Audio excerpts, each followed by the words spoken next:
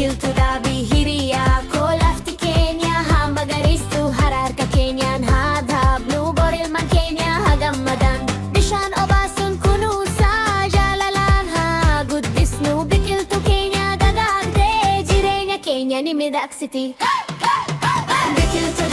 Bikiltu dabi asharan Kenya hamul azu magarisa diya hawisu Ethiopia habaredu Bikiltu dabi kilin sakari hai ho ha ha dabnu hundi Kenya boga machun hajiranu.